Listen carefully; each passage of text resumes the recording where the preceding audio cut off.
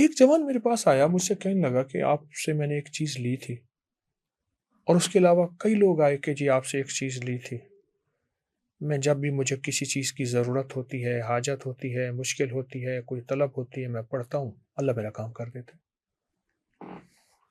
تو میں نے اس سے پوچھا، میں نے کہا کیا ہے؟ کہ آپ نے بتایا نہیں تھا اللہم اغفر لی ولوالدی وللمؤمنین والمؤمنات والمسلمین والمسلمات، صرف 27 بار پڑھ لیں دن میں کسی بھی ٹائم، صبح شام، وضو بے وضو، کوئی مجبوری کے دن ہے، 27 بار پڑھ لیں۔ وہ کہتے ہیں میں اس کو گڑ گڑا کے پڑھتا ہوں، پڑھنے کے بعد پھر اللہ سے کہتا ہوں اللہ میرا یہ کام کر دے، اللہ مجھے یہ دے دے۔ اللہ کہا جس وقت مجھے کوئی چیز دیر سے ملتی ہے تو پھر اپنے آپ کو کہتا ہوں تیرے مانگنے، تیری طلب میں کمی ہے، اس کی عطا میں کمی نہیں۔ اللہ اکبر، کہیں اپنے سے ہی کوتاہی ہوئی ہے، اپنے سے کوتاہی ہوئی ہے، مولا تیری عطا میں کمی نہیں، میری مانگنے میں کمی۔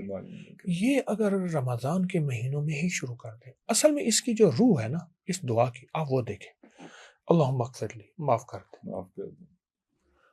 چلو زیادہ میں سخی بنتا ہوں تو والدین کو بھی ساتھ معاف کر لیں۔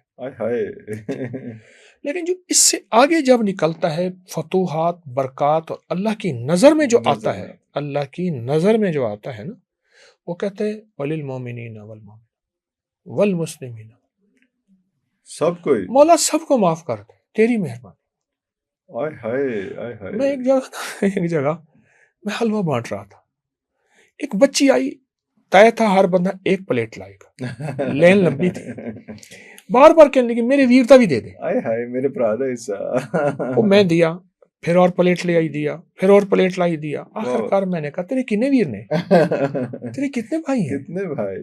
تو پتہ چلا کہ وہ بچوں کی جو چھوٹے چھوٹے دھکم پیل نہیں برداشت کر سکتے ان کی پلیٹیں لی ہوئی تھی، اس بچی نے کوئی 8-9 سال کی بچی تھی۔ اچھا وہ جذبہ آج یہ بات ہے کوئی 90 کی، 1990 کی غالباً بات ہے، اور مجھے آج تک نہیں بھولی کہ اس کا جذبہ تھا کھلانے کا، جو اللہم اغفر لی وللمؤمنین والمسلمین والمسلمات جب کہتا ہے نا، اللہ کہتا ہے تو سب کے لیے مانگتا ہے، مجھ سے بڑا کریم بنتا ہے، جا پہلے تجھے دیا۔